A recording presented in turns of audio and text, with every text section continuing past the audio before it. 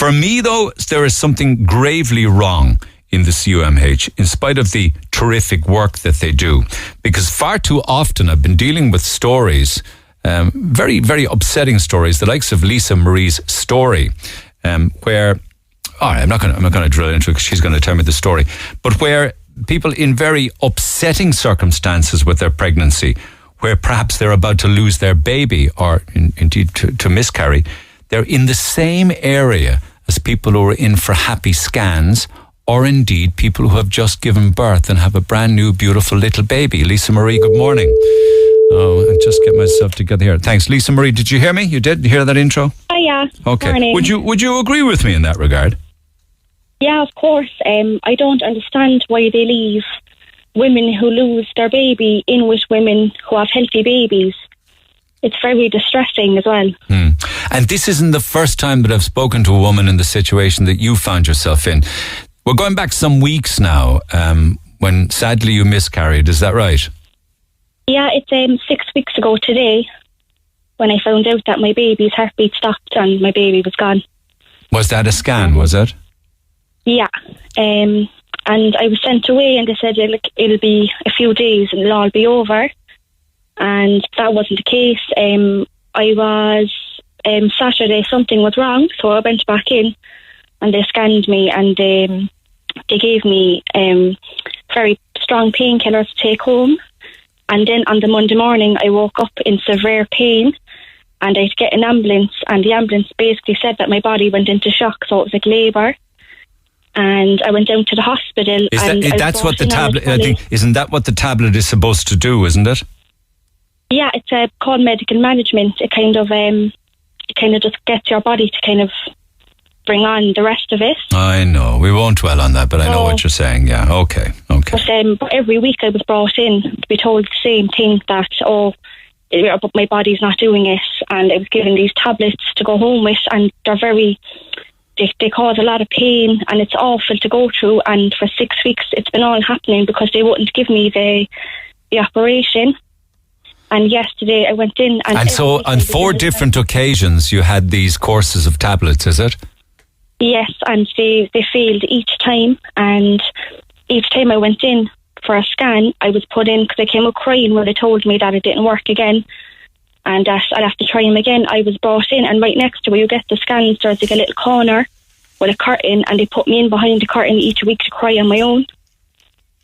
While I was waiting to see the doctor, and you could hear all the women coming in getting their scans and talking about how long they are and stuff, and it's really cruel that you're just left there each week. Somebody a few weeks ago described somewhere in there, and this is no disrespect to the staff now who don't design these buildings incidentally, but they described it as like a broom cupboard. Yeah, that's what it's like, and it's just a stool there, and they don't check on you or anything. Because when I was in reception, I was crying, and they said, "You're kind of upsetting the other women. Would you mind coming down here with me?" And I was expecting to go into a room, but it was just a little corner with a curtain, and they just put me in there with a stool, and that was it. And it was just, it's so cruel how they do it. I was in yesterday when I was waiting to get my scan. A lady went in happy, and she was roaring, crying. She came out, obviously something happened, and they took her down to the corner where I go and closed the curtain and left her there until she saw the doctor. It's such a small area as well, the early pregnancy clinic in the CUMH. It's tiny, And you were alone, were you, under these circumstances? All alone. And was that woman you just spoke to, was she alone as well? She was all alone as well. And it's terrible. And do you feel like going over to her? I wanted to go over and just kind of comfort her, but I knew that they'd tell me stay away because we all have to stay away from each other in there, but even though it's small. And then yesterday, when they told me that it's not working again, they offered me the tablets again, and I said, look, I just can't because it's very uncomfortable.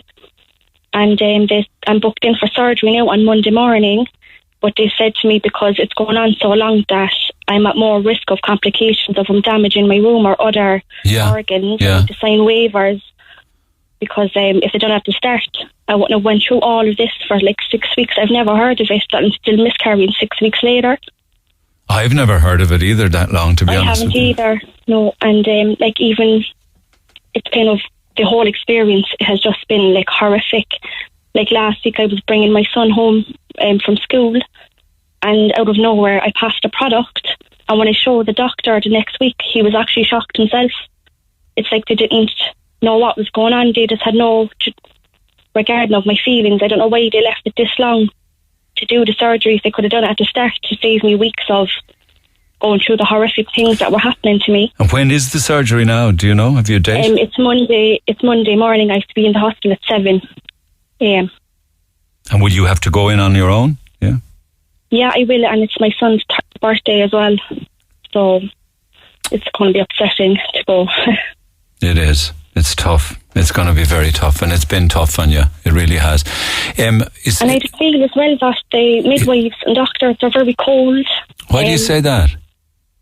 Because when I was crying, like they didn't say, "Oh, I'm so sorry." It was like I was a number. They done the scan and they just left me into the corner where to cry. And then I was called into the doctor's room and they explained everything I already knew. And it just did. When you're saying when you had been told that your baby's heart had stopped beating, you started to cry, but nobody comforted you at that stage.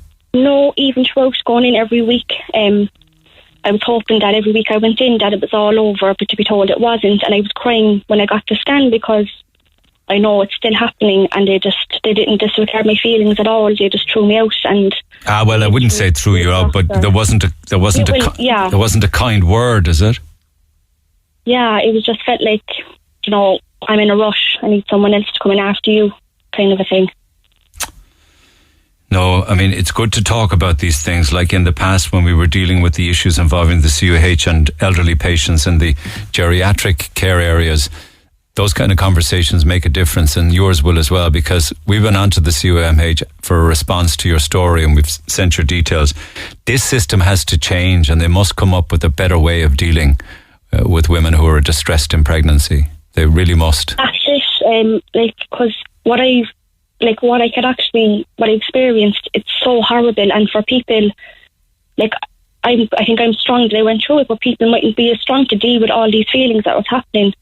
And I just think that they should treat it. To me, it feels like, because when I was pregnant and I was going out for my scans and I was seeing my baby, it was just different. I don't know. It's like it switched when I wasn't pregnant. I'm not as important anymore. I know. Kind of what I felt like it was. But you see, it is very important, because emotionally you flipped on your head, you see. And that needs to be taken into consideration, and therefore, even from the point of view of, where you are brought to and who sits with you, or where you are surrounded with, and what you don't hear and what you don't want to be hearing is newborn babies or people happy or smiling, because you have nothing to celebrate.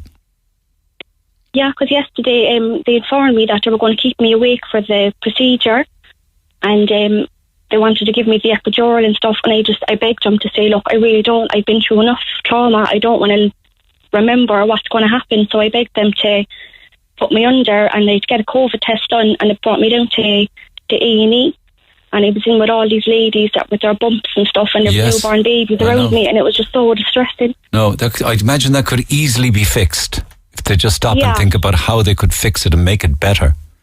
Yeah, that's it. Yeah. For you and for that other lady that you witnessed, and the other calls that I had some weeks back on this.